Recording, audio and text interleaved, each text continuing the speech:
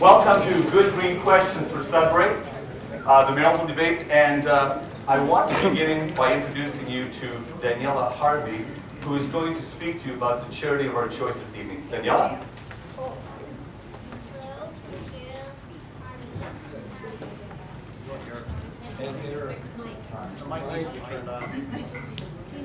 Hello.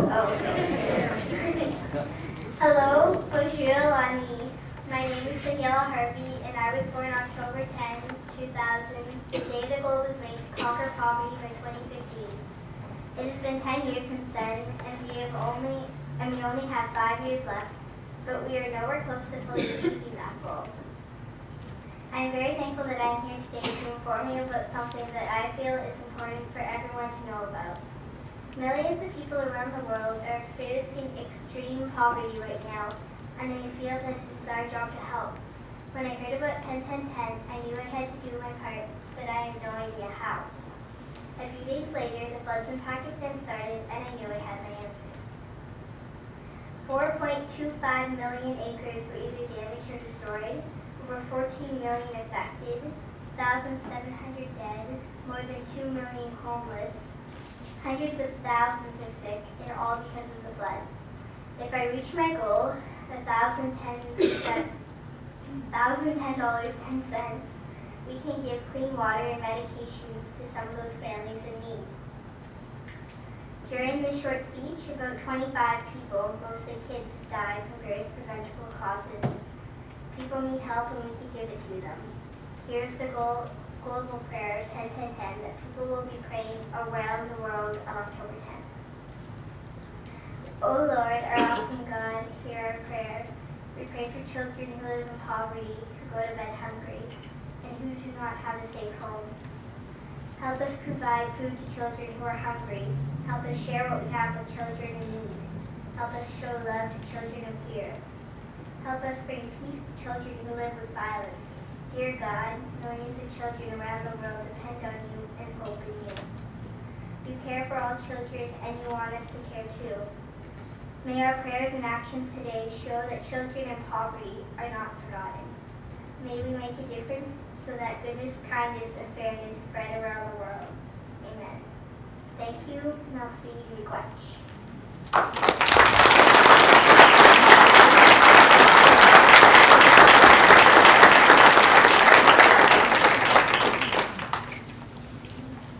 I've already made an error. I call this a debate when it's not. It's a town hall meeting, and it was quickly corrected. Wonder why. I would ask people to ensure that they turn off the telephones. That includes me, because I have this bad technology has to offer at this time. It was a meshing of word of mouth with Facebook, online surveys, posts, and meetings brought together by a small group of concerned and involved citizens from different backgrounds and of all ages. This is not a debate, and it will no way resemble a debate. This is a process meant to allow us, and I mean all of us, the opportunity to discover and uncover the creative aspects of the people who want to lead our community. That's you. The community was asked to send in questions they would like to ask the leaders. These questions and their merits were discussed, changed, amended, debated, and finally made the list of the most important questions, which were then voted on by the community, with 7 questions forming part of what one counselor called a no-fluff questionnaire. And I know that if you looked at the questionnaire and answered the questions, those were not easy questions. You had to do your research, and I appreciate the fact that you did. Therefore, not all candidates will, 5 of the questions were earmarked for this evening with the mayoral candidates. Those 5 questions will be dealt with in the first part of this evening. The candidates have already answered these questions in writing, and we have their answers which will be posted and available to everyone who requests them. What we are doing this evening is asking follow-up questions to their answers where there is something the group felt needed expanding on. Therefore, not all candidates will be asked all questions. We have, however, tried to balance the evening as best we could in order to be fair with what was given to us to work with, and that's important to remember. Candidates cannot comment on each other's answers, which is important in this forum. So you don't have to worry about what other people will say, you just have to worry about what the people in the audience think. That's important as well. Also, the second part of the evening will feature questions from the floor. The audience is asked to write their questions and names on the question sheets. These questions will be sent to the scrutineers to ensure that there is no duplicate of questions, but the question will be asked by the person who wrote that question. This is after all the town hall meeting. Let us remember that this is about being positive. Sudbury has had a head start in some of the areas to be discussed. For example, we have a regreening of Sudbury which focused positive international attention on our city. We now have 3 Sudburyans who have been trained personally by Al Gore. We have many visionaries in the cities, and we have Science North and the educational institutions as well. What we need now is to work on improving our record and image as being the second most polluting city in this country. That will take education, vigilance, and imagination. Make no mistake, this is about positive future. It's about imagination. It's about leadership. Marianne could not join us this evening and sends her regrets. She had confirmed another engagement prior to this evening, and attempts at moving that event did not happen. The candidates have been given very strict directions about the amount of time they will get to answer questions, and I'll go over them with the audience as well. In the introduction and the first question, candidates will have 3 minutes to answer the question. When a candidate is asked a specific question, and the questions will be posted on both of the screens for the audience to follow. When a candidate is asked a specific question, that person will have 2 minutes to answer the question. When it is a group question, and we say every candidate needs to answer the question, you will each have 1 minute to answer the question. And also 1 minute for follow-up questions if there are follow-up questions to those. At the 15-second mark, actually you'll see we have a light standard. Can I have a red light, please, just to show that this thing does work? Good. Okay, obviously green means go, amber means watch out, you've got 15 seconds left, and when the red light goes on, the microphone also gets turned off, okay? No exceptions. If the candidate strays from a topic, there will be a verbal warning, and if the person persists, the microphone will be turned off. If it happens more than twice, the person will be asked to leave the debate. And I think that's only fair as well. Or the evening. Oh, sorry. Discussion. Thank you. Isn't that great? While the time allotted might seem short to the people in the audience, you need to remember that the questions have already been given to the candidates. They've answered them, so they should be familiar with the topic. We're just asking them to expand on that. So the answers this evening will be collated, and the event is being recorded from what I understand. Thank you and enjoy.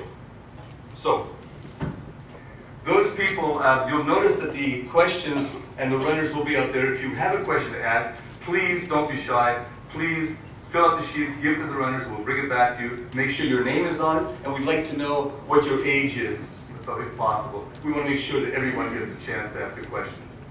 We intend to finish this evening at 9 o'clock sharp. Okay, so there will be no extensions. Any questions? No. Can we go to the first questions, please?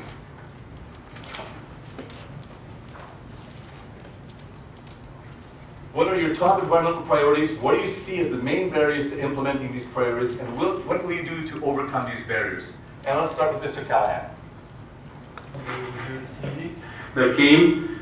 I want to welcome everyone that's here this evening to come to this, what I feel is a very important debate, and very important town hall meeting.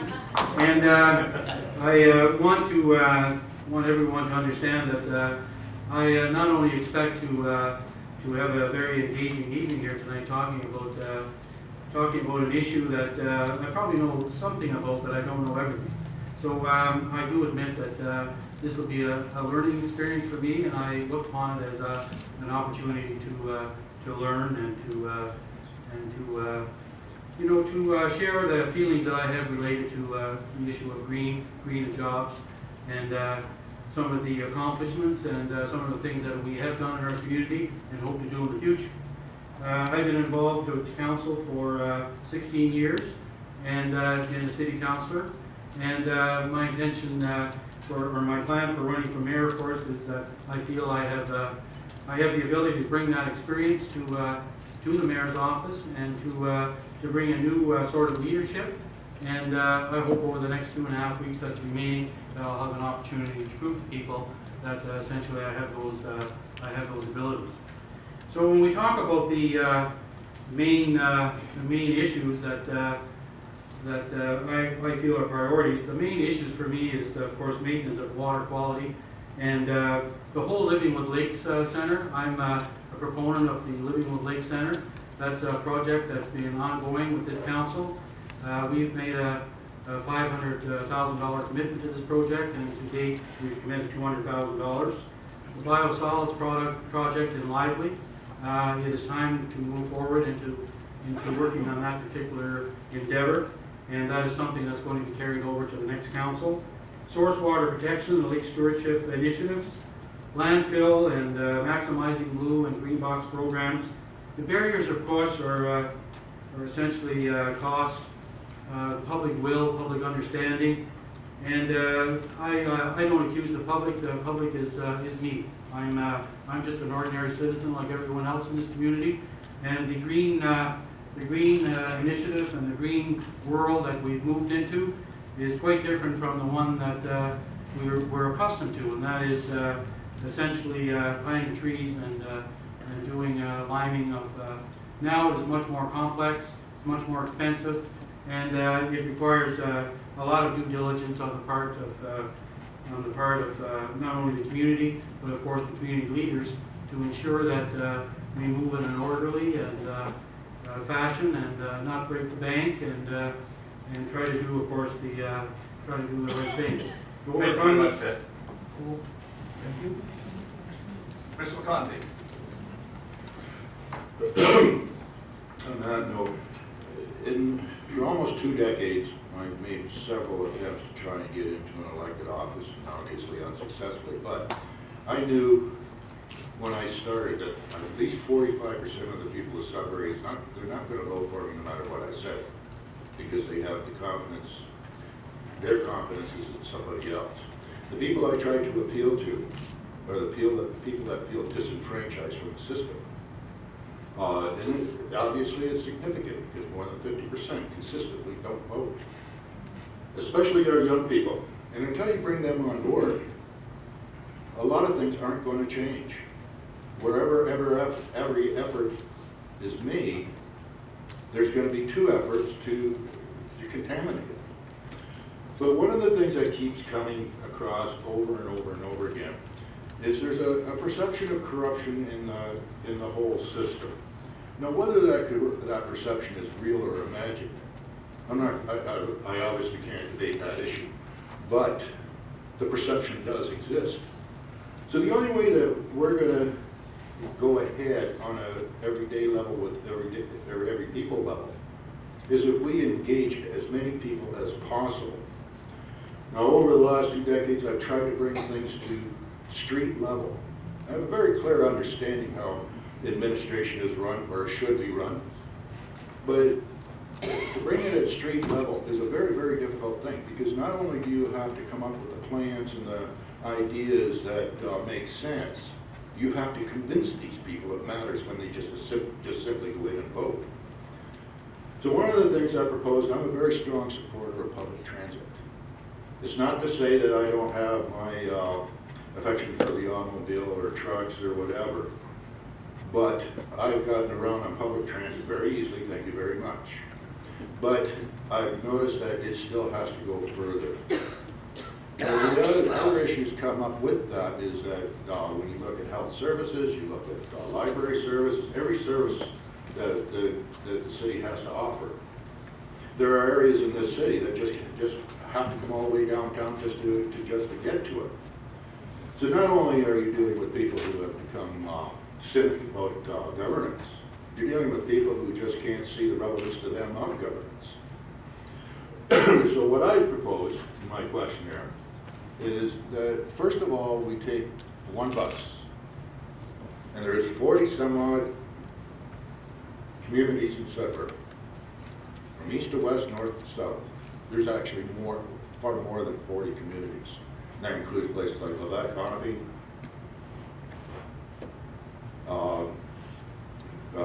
Whitefish, and Wanapatay, every one of them. Thank you very much.